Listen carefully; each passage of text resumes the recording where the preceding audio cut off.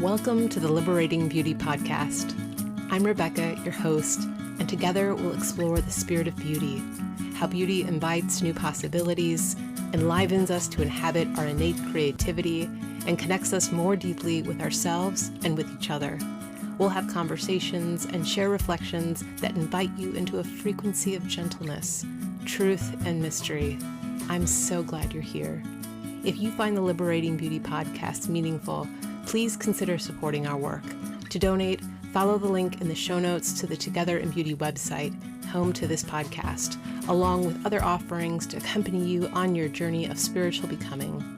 Please subscribe, rate, and share this podcast wherever you listen. And as always, thank you for your support and for being here with us.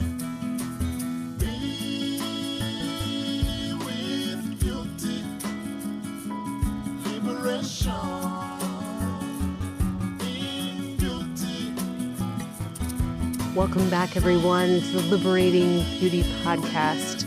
Really glad to have you here with me this week for a topic that I imagine many of you can relate to.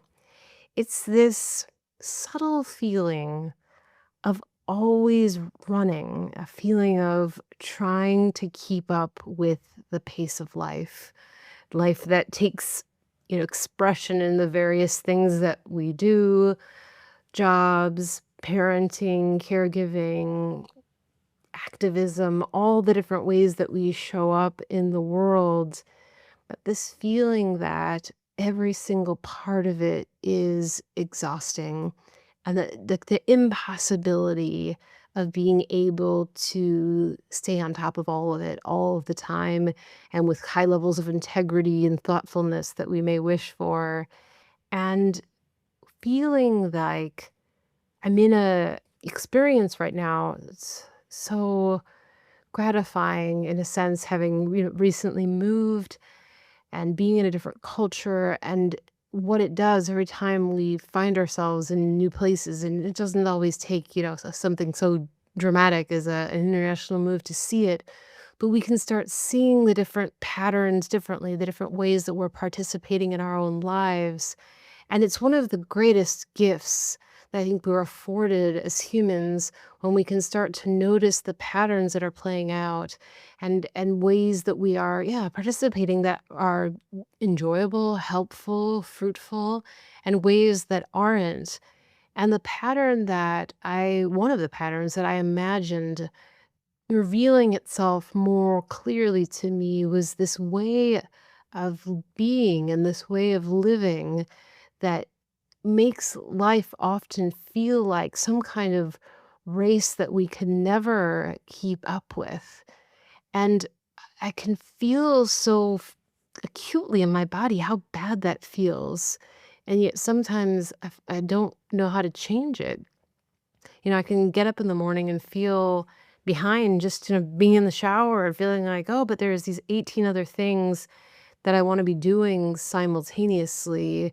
And that desire or it's not even a desire, it's a feeling of needing to keep up, feels so opposite to this more spacious, gentle, creative way of being that to me I know to be the truth of who we are. And so I decided I really wanted to sit with this question of, how might I use this experience of being in a new place, in a new culture, to look at and reckon with what are some of the patterns that I'm participating with in my life that don't work, that are unsatisfying, that maybe I've outgrown. And I believe there are these opportunities for all of us all the time to ask these questions, and we must ask these questions, because it's so easy to kind of get lost on the hamster wheel of responsibility and just the inertia of living out ways of being that actually might not be in service of ourselves or anybody else. And so what I do when I have questions, especially I'm trying to get at the underlying core of how it is that I find myself in situations or places or experiences that are no longer serving me, is I go to my meditation practice and I sit and I I find that I feel in connection with something bigger than myself. Often I experience it as ancestors and spirits, and I ask, and I in this case I asked, how can I repattern my way of showing up in the world so that I'm not constantly feeling like I'm participating in a race that don't have any interest in being a part of. And in some sense, I think I always expect to hear back some kind of clear spoken advice, which is kind of funny because I never get advice that way when I'm in meditation. It's always through some kind of body sensation that then starts to wake up different ways of knowing and sensing, which is what happened when I brought this question. And what I immediately noticed is that the mind and the body from which that question came from has an energy. It's really fast. It's trying to get ahead. It's trying to keep up with something.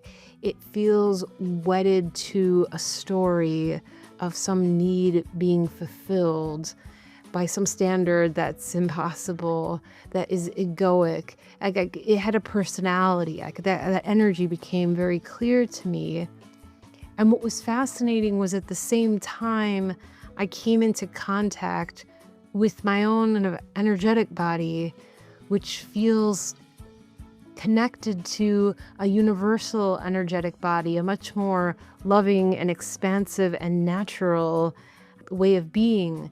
And I could feel these things happening within myself at the same time. And I felt almost like a little bit out of breath. Like I could suddenly feel how much energy it takes to bypass that natural way of being, or if not bypass, just to constantly be trying to get ahead of it. Maybe that's what bypass means. I'm not sure. But I felt that dissonance acutely. I remember thinking to myself, what if this isn't a problem that I can feel that dissonance? What if that's a gift that I'm so aware of how fast I'm running? Because suddenly it doesn't make sense anymore that I would so thoroughly, deliberately, and consistently be running and being out of sync with this energetic source of truth.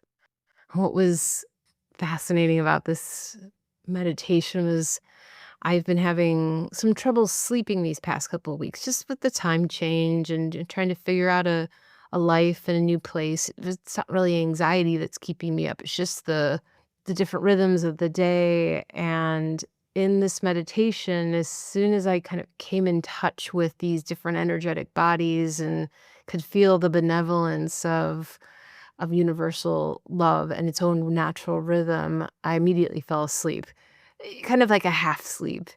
And I took that to be a good sign. Okay, so I've gotten in touch with something that's more true.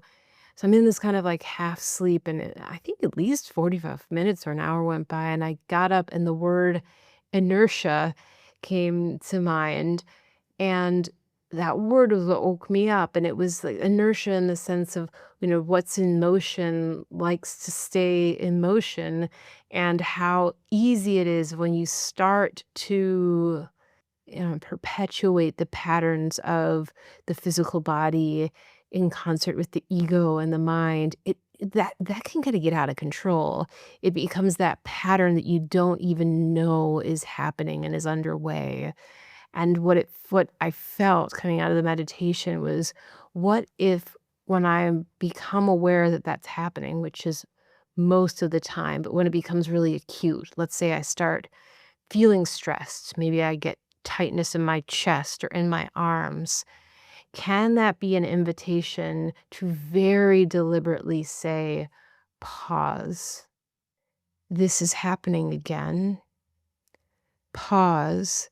Ask yourself, what race am I trying to win? Is it a race I really even want to be a part of? Pause. This is a chance to break that circuit and interrupt momentum towards an end that I'm not interested in. So I asked myself then, when I pause, what grace am I asking for in that pause, in that moment? What is it that I am trying to do? What got me into this practice of running in the first place? And I think at the most basic level, it's feeling like wanting everything to be done, wanting to end a day knowing where things are. It's a control thing, and with that control, a feeling of, well, if I can say I've done everything, then I'm okay, then I'm good.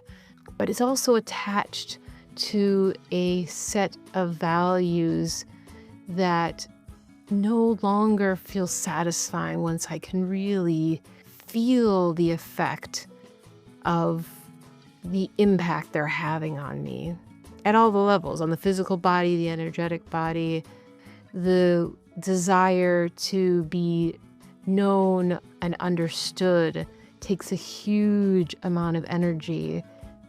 The desire to prove that I've somehow fulfilled my purpose for being here, as if being here weren't enough.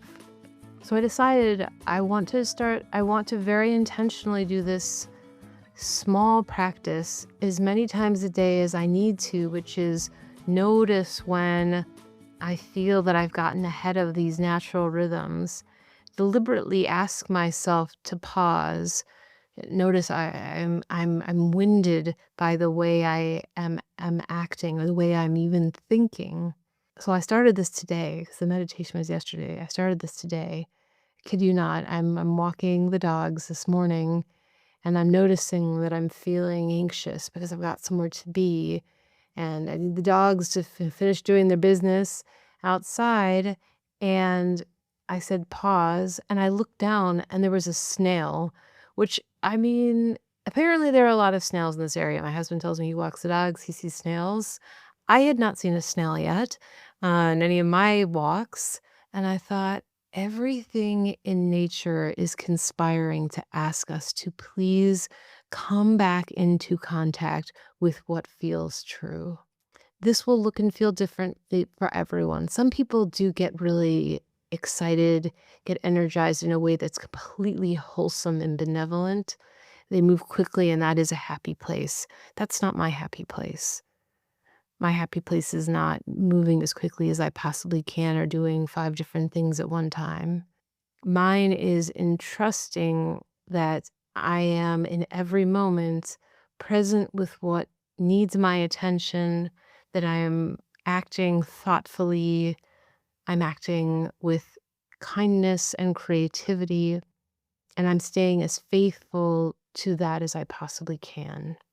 So I'm curious for you in the coming week, as you go about your day and you notice moments when you start to feel any kind of contraction or tension, can you invite yourself for a moment just to pause, take stock of where you are, and to relieve yourself from the feeling of, I need to get somewhere, I need to achieve some end, I've got somewhere to go. Anything that gives you the impression that you can't be where you are now. Because I think the lie that we've been told and that's been ingrained is that if we are in the present, then somehow things won't get done. That is a fundamental distrust in our own nature, in our own rhythms. And this is what I want to practice this week with all of you, is the slow, quiet, and yet persistent reclamation of our pace and our nature of being. I believe when we stop trying to keep up with the story of who we think we need to be, we realize that our energetic bodies have never been lagging. There's just like the impossibility of that. They are so in tune with who it is that we truly are, and that what they are doing is holding the pose of being, holding the pose of beauty. I'd love to hear from you as you practice holding true to who it is that you are, what that looks like, where it's challenging, where it hurts, where it is pleasurable. I'd love for you to share your insights with all of us. Please feel free to comment on the podcast here under any of the episodes, or to reach out to me at rebecca@togetherandbeauty.com. Until next week, take care.